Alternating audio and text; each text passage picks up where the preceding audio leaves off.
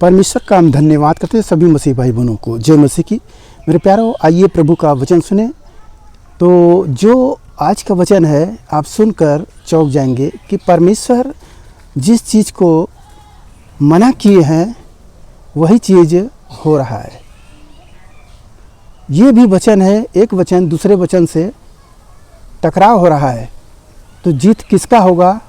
परमेश्वर बोले हैं यह प्रभु यीशु मसीह बोले हैं। इस वचन को आप सुने ज़रूर, सुनेंगे तभी आपको समझ में आएगा कि वचन कैसे टकराव करता है।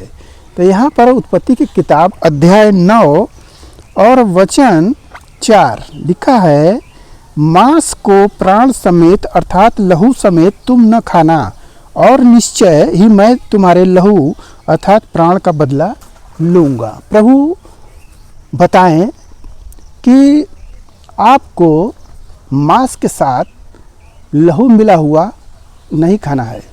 यदि आप खा रहे हैं तो प्रभु कह रहे हैं कि मैं उस प्राण का बदला लूँगा, क्योंकि प्राण लहू में होता है। तो यहाँ इस वचन से आपको मिला कि प्राण जो है लहू में है। तो परमेश्वर ने जो आज्ञा दे दिए, बता दिए एकदम पूरी तरह से, तो हमें उसी पर चलना है। परंतु प्रभु यीशु मसीह क्या बोल रहे हैं उस बात को आप सुनेंगे तो आपको बहुत हैरान होगी कि वहाँ पर परमेश्वर ये बोले हैं कि मांस और लहू मत खाना, मांस के साथ में लहू मिला हुआ मत खाना। मांस तो खाना परंतु लहू मत खाना। यहाँ प्रभु यीशु मसीह क्या बोल रहे हैं उस वचन को भी आप सुन ले। यहाँ पर यूहन्ना की किताब अध्याय 6 और वचन 53, यीशु ने उनसे कहा, मैं तुमसे सच सच कहता हूँ कि जब तक तुम मनुष्य के पुत्र का मांस न खाओ और उसका लहू न पियो, तुम में जीवन नहीं। हालेलुया। यीशु मसीह बता रहे हैं कि जब तक मनुष्य के पुत्र का आप मांस न खाओ और उसका लहू न पियो, जीवन नहीं। अब बताइए, पिता परमेश्वर बोल रहे हैं कि मांस में लहू लगा रहेगा तो उसका मैं बदला लूँगा। अभी यहाँ पर यीशु मसीह बता रहे हैं कि जो मेरा मांस नहीं खाएगा और लहू नहीं पिएगा वो जीवित नहीं। हालेलुया। तो अब ये बताएं कि दोनों शब्द इस एक दूसरे से मैच कर रहा है, एकदम विरोधी है। वहाँ परमेश्वर बोल रहे हैं कि खाओगे तो बदला लूँगा, और यहाँ पर प्रभु कह रहे हैं कि नहीं खाओगे तो जीवन नहीं रहेगा। अब बताइए ये क्या राज है?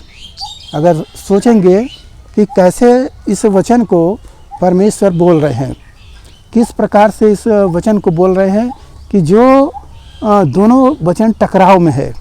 तो वचन आखिर क्या है टकराव? अगर आप पूरा सुनेंगे तो बात क्लीन हो जाएगा, क्योंकि परमेश्वर जो बोले हैं सच बोले हैं और यीशु मसीह जो बोले हैं वो भी सच बोले हैं। तो मैं आगे पढ़ता हूँ और आप सुने।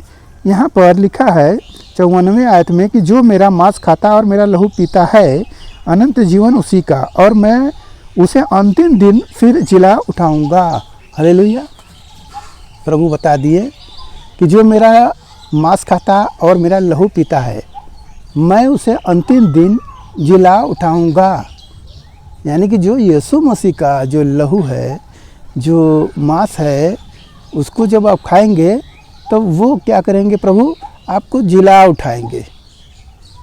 तो आप देखेंगे प्रभु यीशु मसीह कलवरी क्रूस पर बलिदान हो गए। उसके बाद उनको कब्र में रखा गया और फिर वो मुर्दों में से जी उठे, और जी उठने के बाद प्रभु लगभग 500 लोगों को दिखाई दिए। उसके बाद प्रभु क्या हुए?